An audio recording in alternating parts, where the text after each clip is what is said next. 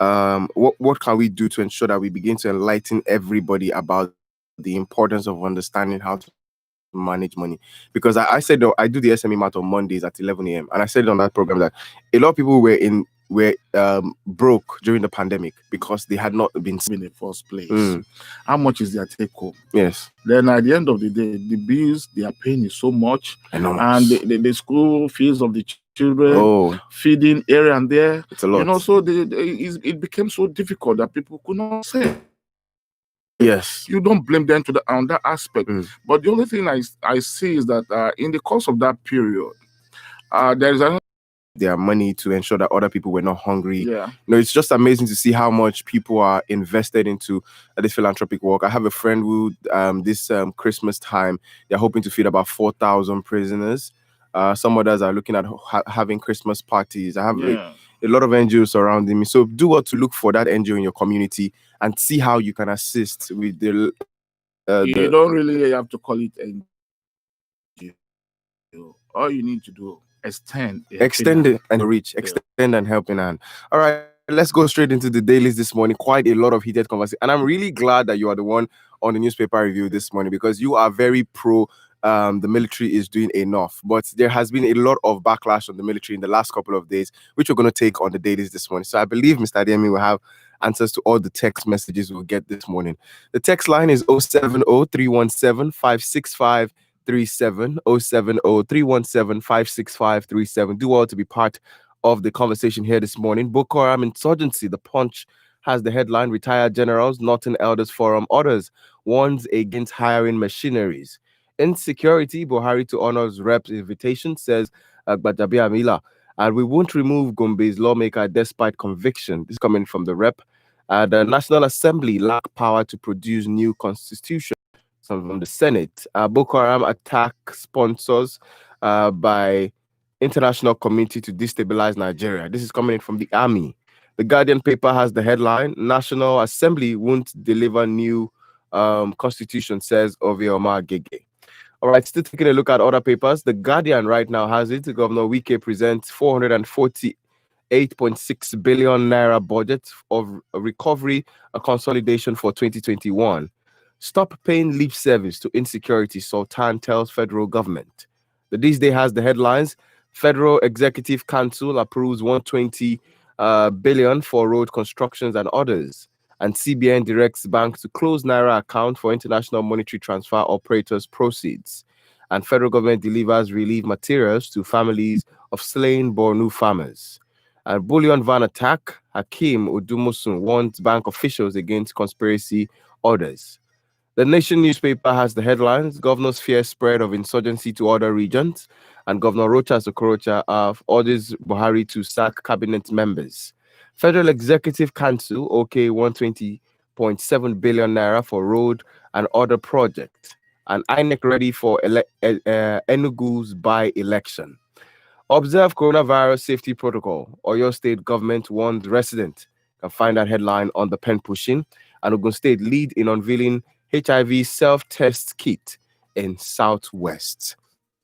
These are the headlines on the dailies this morning. But let's start off from the Sultan this morning. The Nation has the headline as "No place is safe now." This is the Sultan. I think on Monday, the Sultan also spoke about the high level of insurgency in the north with regards to how the military moves. And it has here that Nigerians are now at the mercy of criminals with nowhere safe. Sultan of Sokoto, Haji Mohammed Said Abubakar III, made this statement on Wednesday. He declared Saturday's killings of no fewer than 43 rice farmers in Borno as a senseless act.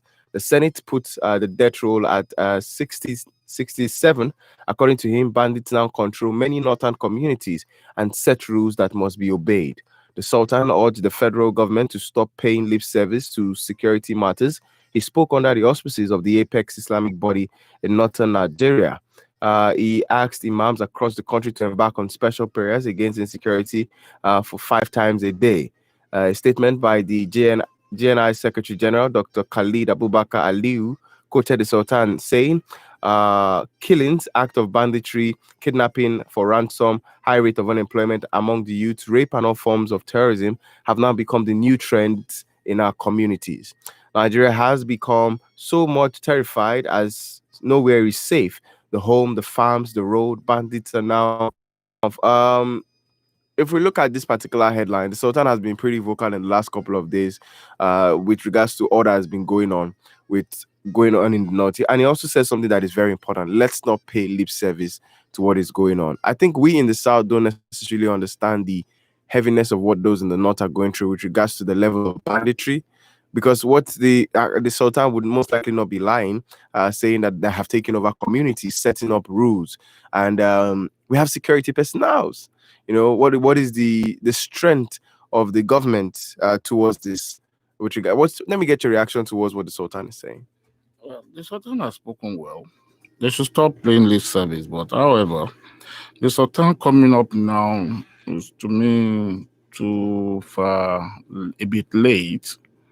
These are the people that ought to have come up right from the onset when we have this insurgents in the northern part of the country. If they have come out with one voice to condemn this act, and at the same time not just praying, we should understand it. What they need in the north is moral teaching, to teach them to value lives. That's the truth about it. They should value lives. In the south here, we have Muslims. They value lives. They don't take lives easy from the other person, just like that. We must need to teach these people. You see, it will be difficult for me to just go out there and start killing and maiming, no, and destroying life and properties. Look at it now. It has gotten out of hand. Now everybody is now condemning it. Don't you said something the other time? You said the Sultans may not understand. The Sultans do. Okay. Because we are the one who have been criticizing all the time. The Sultan has been the one raising their voices over the years concerning this insistent killing in the northern part of the country. Okay. The northern people themselves, they were shielding it. They never said we condemn it and we should all go out. We used to parley with the Boko Harams. It is, you see, now it is now for them. Now is the time for the leaders, because they respect their leaders, especially the emirs and the sultan. They respect them a lot in the northern part of the country, and the sheikhs, their imam, because whatever they say in the mosque, it is what they follow. I remember sometimes in 2000, I was in Kaduna then. My friend who later took over from me on the project we were handling then said when that riot, the Kaduna riot of 2000 came on, that in the night you hear them, the moment they say Allahu Akbar, by 2 a.m., it means go out and kill. So they should stop it. They incite these people from the mosque. They should stop it.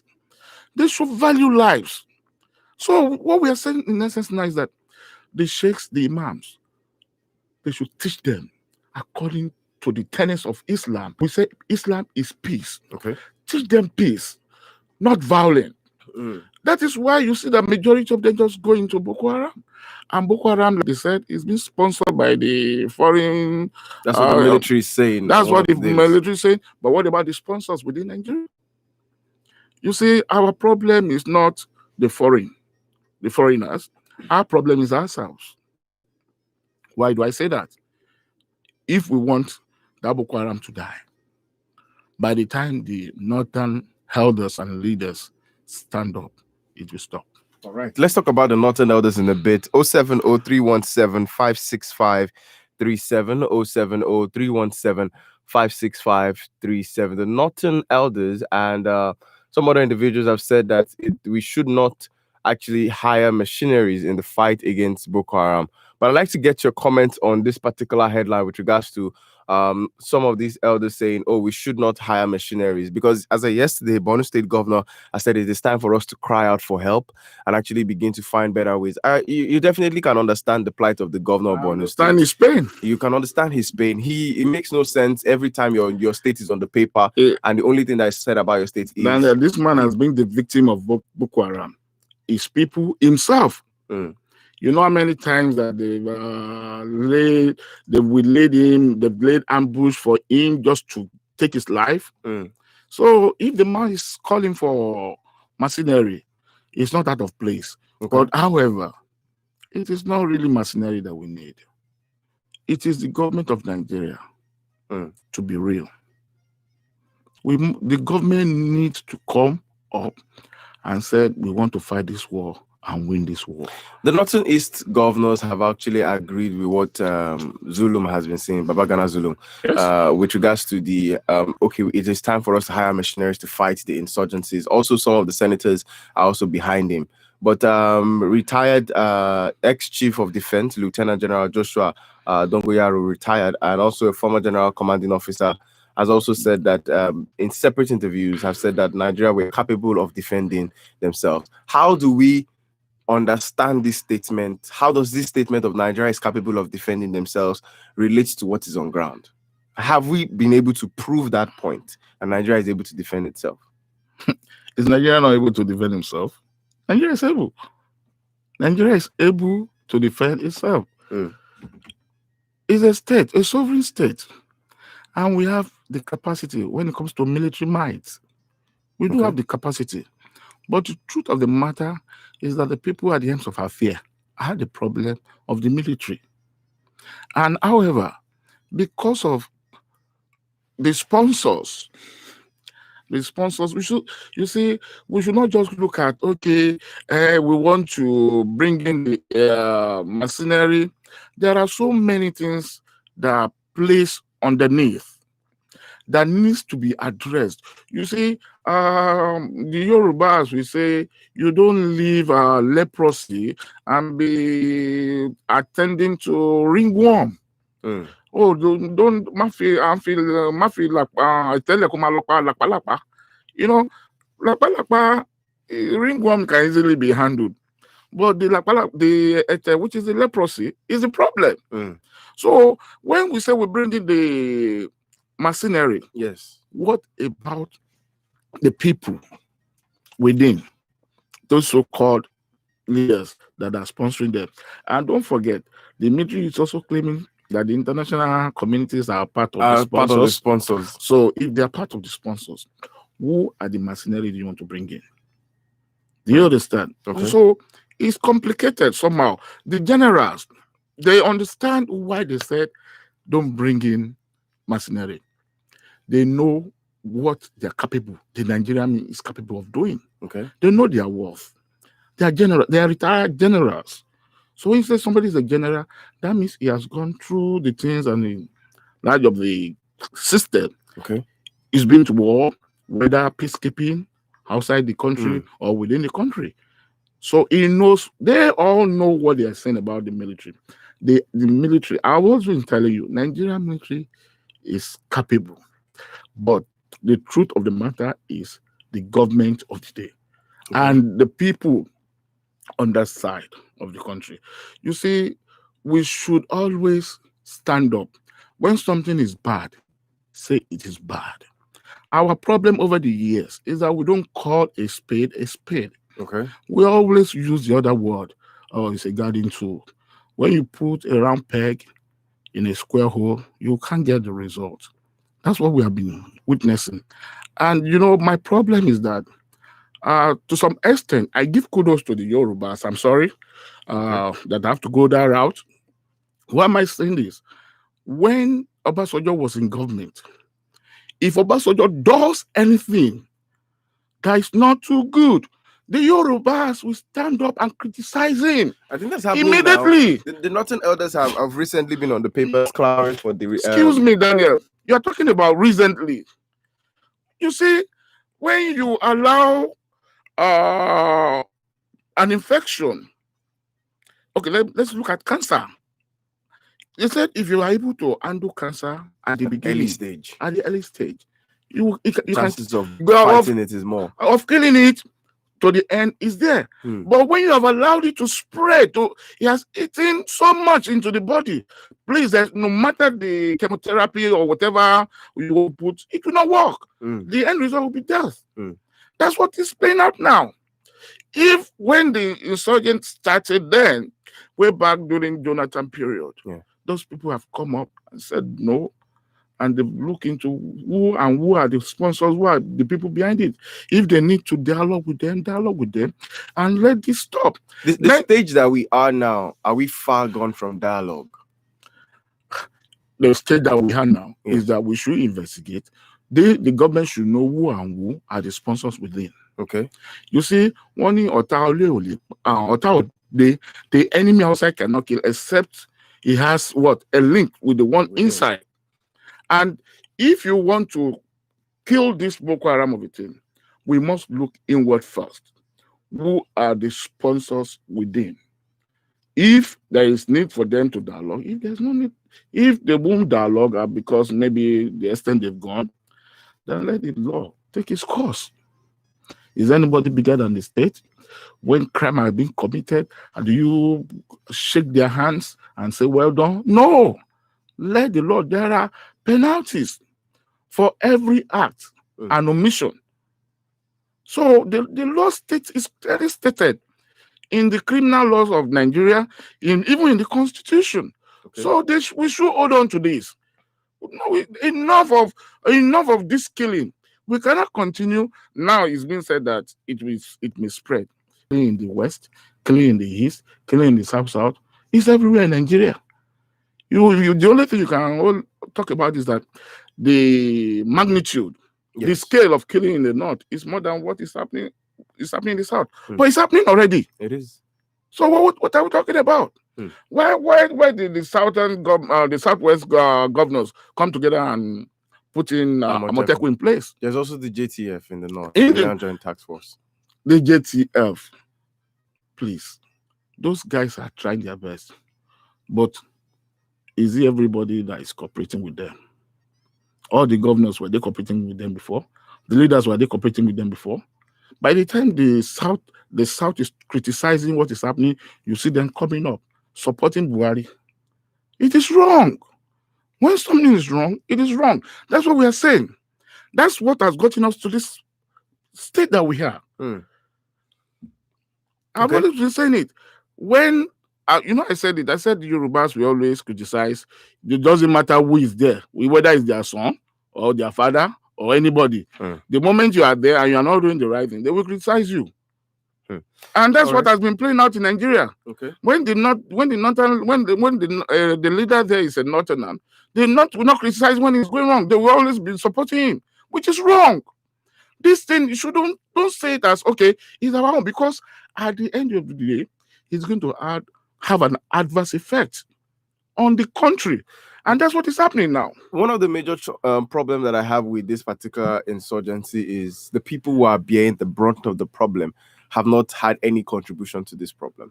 That's the major chunk of it. If you look at how the development of Boko Haram started and all, the people who are suffering right now were never part of the problem in the first place. One of the things Sheikh said, that's the Boko Haram sect leader, mentioned was that Shekarau said the people of that particular committee handed over one of his members to the military, and that was why they attacked them, and then they were going to do more. No, I was really scared of how you are in my country and you can make such frivolous statements out. And over the years we've been hearing that he's been killed, and yet the guy is alive. So now that he has said that, what is the government doing about it?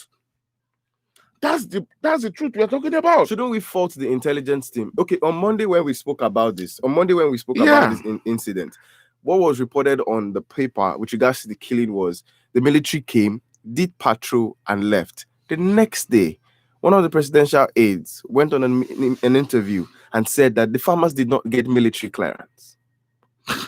I read it, I wouldn't know that if I have to go and transact my business, I must get a military clearance before I can go out. That's what that's what the No, presidential is we saying. can actually relate that to the fact that they are in a region where the tension is more. Excuse me. Okay. Excuse me. You cannot restrict them. You see, whether military clearance or not, what they ought to do in a Senate community is that the military ought to be stationed in those areas. You know that is volatile. It's a volatile area. Your presence must be there 24/7. You don't just come and go.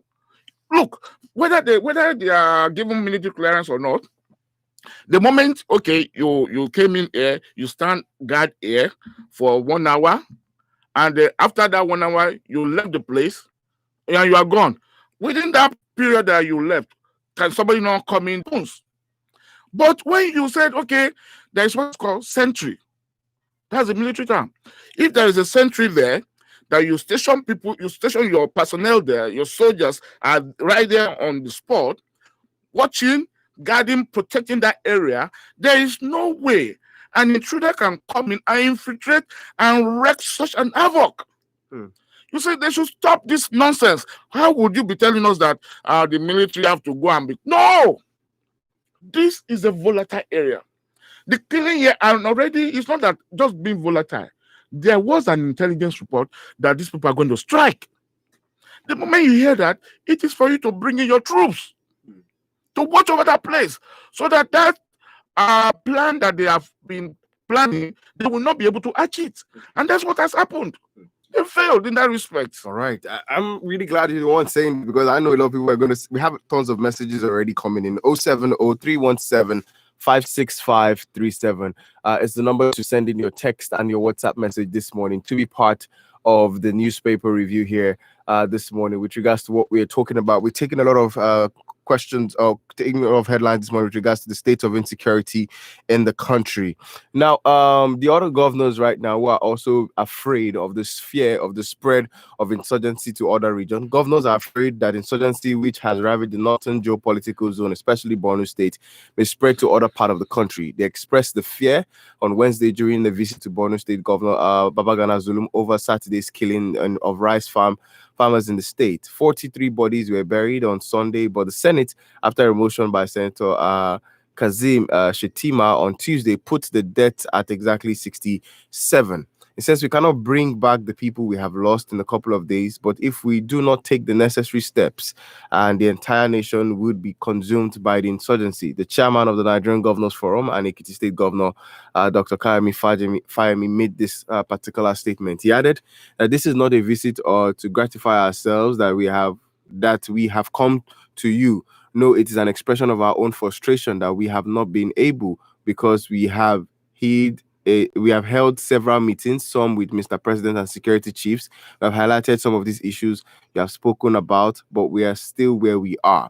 Now, what impact can the Nigerian Governors Forum make with regards to the rejig of the security architecture right now? You see, as you were reading this, it's not about the security architecture that they should talk about. You see, the Yoruba says, that's what is playing out in the north. And it's also going to play out in other parts of the state, of the country. Why? When you don't take care of your people economically, okay, those boys that have joined Boko Haram, you've had those that were apprehended, some saying because of the token of 15,000, 2,000, that's why they go to join them. Because why? They see it as a means to make a living. If the government of the day, the governors of the state, all the chairmen of the local governments, all of them, even the minister, everybody in government are sincere. If the economy power of Nigerians is high, it will be difficult as you are working. Can somebody just come in and cajole you that you come and perpetrate one dirty act that is a criminal act that is going to, at the end of the day, if you are caught, it's going to take you to prison? You wouldn't do it. But the person that does not have what to eat, doesn't know where the next meal is going to come from, and you are now, somebody just came in and said, look, Kai, Zonam, Zambako, Dobubu, come and go and do this thing for me. The person will follow. because he will feel that's a means, and not just one day. He knows that every day the money is running in. That's the problem we're having. What they should address now is all of the governors, all the money that is meant for the development, for empowering Nigerians, they put it into use. You will see that if these people, this Boko Haram, I'm telling you, if they can be gainfully employed, they're human beings. Okay. Some are not happy being there, but they have no option. When they have no means of livelihood. That's the problem we are facing. All those money they are stacking away overseas, let them bring it back home. Let the economy situation of Nigeria be revamped. You will see that, okay, why was it that in the 70s, in the 80s that they talk about, why was Nigeria so peaceful? Because people were able to eat 3 square meal were there. No, it could not be so nutritious, but people were eating. But children could go to school. So with that, it will be difficult. That's why you see that it is difficult for a Muslim in the South to go into crime easily, just like, say, I want to kill my brother for nothing because I just feel he's not doing the right thing. No, because why? He's educated. He knows he can make a living. So, but when those guys, you have not educated them, you are not giving them means of livelihood, and you now say they should. Now you want them to leave the person who employed them, giving them food every day, giving them money, they will go out, go and apprehend women, abduct women, and say, sleep with them the way you want, and you think they will leave the place. No! That's the problem. That's the challenge we're having. And you said something at the very beginning of this conversation that one of the things that we need the imams, the sultan, and everyone is peace as well. Peace and morale. Yes, those are two things that are very key. But let's take some messages right now. This morning, 070-317-56537 says, permit me to use the platform to inform Nigerian people and the men and women in the corridors of power that there's no difference between what's happening in that period. All right, this is coming from Tony. All right. Personally, I do not support the sacking of service chiefs. The present service chiefs have done fantastic in their area of expertise. Nigerians are just being emotional about the whole thing. And I totally understand due to the way the farmers were killed in a barbaric way. Jonathan changed 3 service chiefs. Did it end Boko Haram? And Buhari has changed service chiefs before appointing the present service chiefs. Fact is, there are sets of service chiefs had done their fair job reclaiming all areas once captured by Boko Haram. They have also brought a lot of military platforms to boost the morale of the military and make our military the strongest force in the sub-Saharan Africa. No military in sub-Saharan Africa has the platform our Air Force and Navy have now. Also, what we need to understand is that Boko Haram uses the media as a force multiplier, and we are playing exactly to their gallery. All right, it says the reason Boko Haram killed these ones in such gruesome manner is to instigate a mistrust, fear, and confusion among us. What they are doing is to provoke the extreme reaction and destabilize the nation. If the nation is not unified in a single resolve, terrorism can never be defeated. It says we are dealing with an unorthodox form of warfare, and it plays to their advantage because Boko Haram has no rule of engagement, no sense of empathy, and no morals. They will use civilians as human shield. Committing atrocities is a method to their madness. All right, Ezekiel from Ikeja. All right, I think there's a response to that Ezekiel's message this morning. Ezekiel has been pro the military, talking about how much the military has been working and all. He took time in the last couple of days to explain a lot of things going on, explaining. And I think Ezekiel has also served in the military before. P. Dasa in Ogun State says, what Ezekiel, who tried to lecture us on conventional and unconventional war yesterday, did not know is that the military has all-round professional training, which includes the guerrilla, the commandos, etc. The Boko Haram are simply a ragtag soldiers. They are Nigerians because we are not informed of any foreigners among the captives. They can easily be defeated if the government is sincere, serious, and effective. The Chad Republic definitely flushed them out. That's Pidasa in Ogun State. All right. Let's take another text message here. This one says, it says, good morning, Daniel. What is the National Orientation Agency doing in creating awareness on the implication of joining the evil group? This would disturb the people. This would discourage the people from joining and also making some to renounce their membership. So they should step up. GM Kazim in Obadore. I don't even know what's going on with them. I'm going to definitely do my findings on what their stand is in all of this. All right. Another text message here says, some of our leaders can be really funny. Errors that they refuse to fight out the greed and wickedness at the early stage is now fighting back as a monster. Employment and enabling environment they refuse to create is fighting back with crisis. Sam from Ikotun sending us that message in 07031756537. All right. It says, why is there always discrepancy in information coming from government agencies? Just yesterday, it was reported that the conversion of cars to auto cars will be free of charge. Now the MD is telling a different tale. Is it that these agencies have many bosses with different agendas? These killings have to stop. The security chiefs must please do something about it. Or Alakbere. I think as this morning, Tim Percy was saying it's going to be costing 250,000 naira for the conversion. But I was literally, thinking of the sensitivity of gas and our road accidents. Just so many things. I'm just like, I'm not sure I'm even going to take my car and allow for it to be converted to gas. What benefit would it be at the end of the day?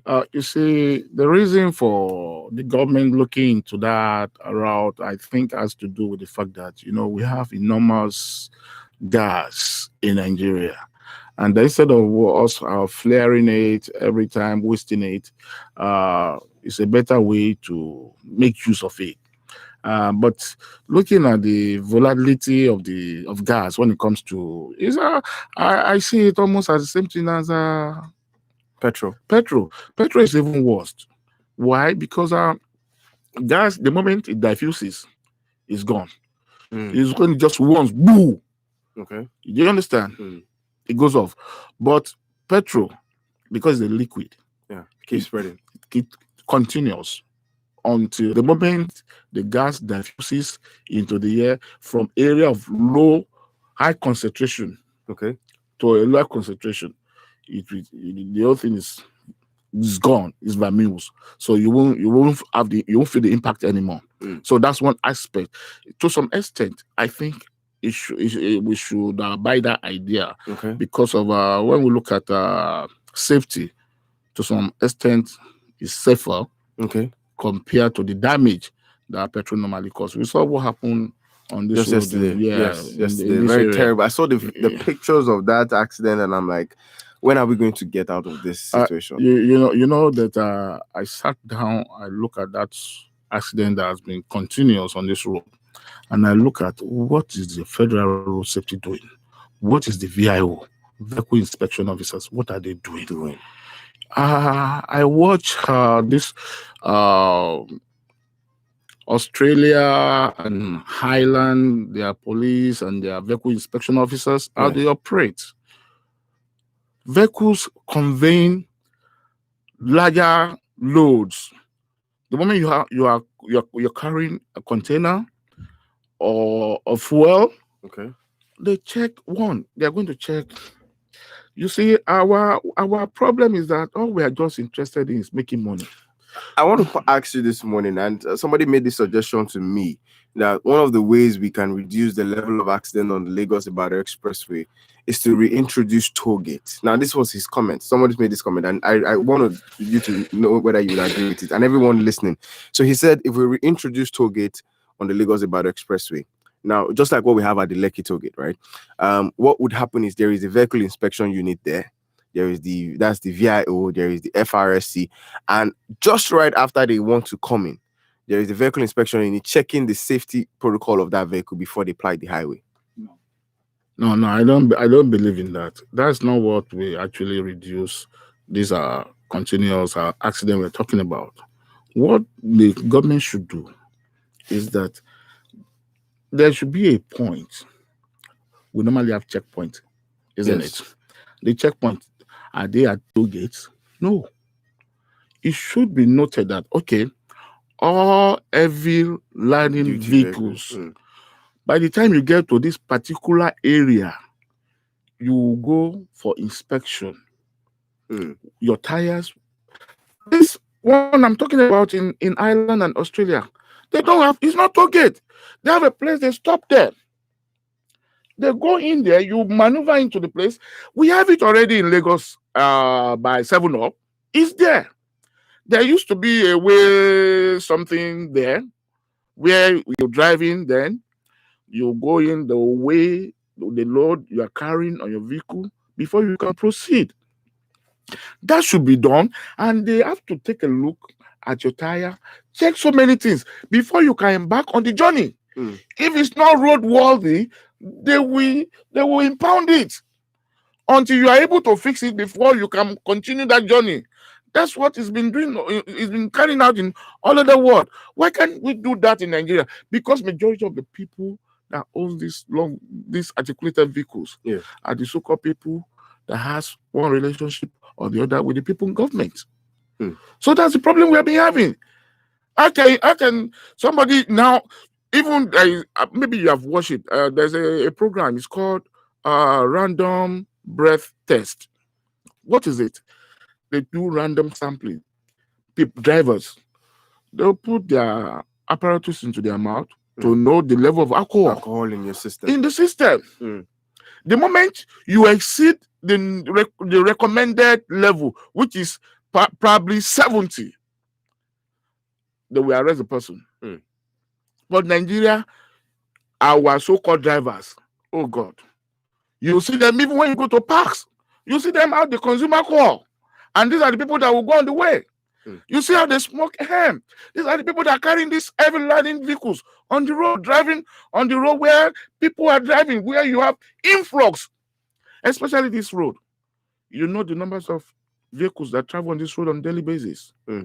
Bro, it's scary. When I'm driving on that road, the moment I see that, especially on Otedola area, the moment I see, and this Kara Bridge, the moment I see that, there are so many tankers, so many containers. Do you know, if I'm on Otedola, I go back to Alahusa, I'll drive in through Ojodu before I come and and ascend the bridge again. That's by the time I get to Kara and I say, oh God, you will not see me. I'll be watching the vehicle behind me, monitoring the one in my front, especially the articulated vehicles.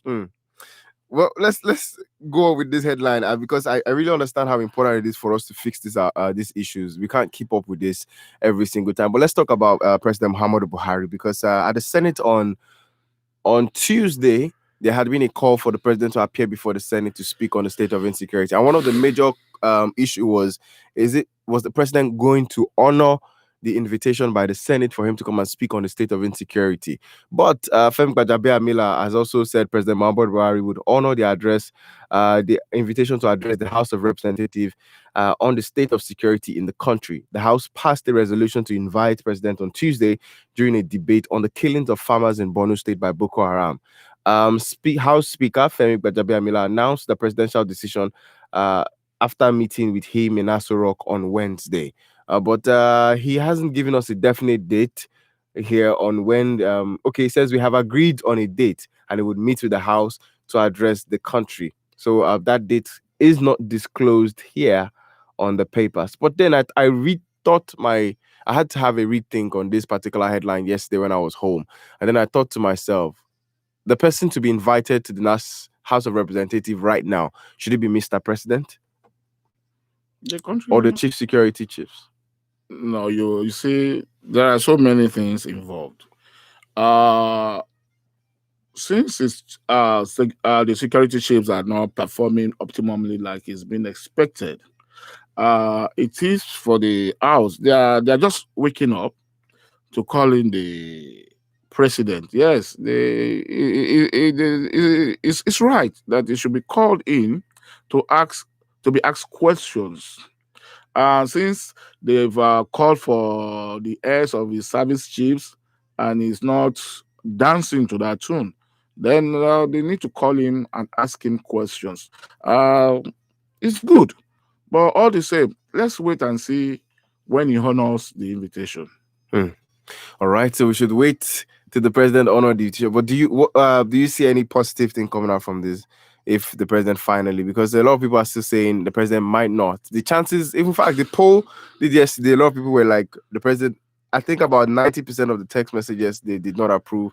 They didn't see the president honoring the invitation, but at least we have seen that Femi said he's going to honor the invitation. Yeah, he may honor the invitation, but it may not be physically. It will be through virtual. That is still honoring the invitation. That's honoring the invitation. So it's going to honor the invitation. I want to believe that it's none of that nature. Especially knowing fully well now that the situation on ground is beyond what you can play with. So he will definitely honor them. And looking at way forward after honoring them, now depends on the kind of question being asked the president, and his response will now tell us which way we are going. So until then, we cannot say this is it.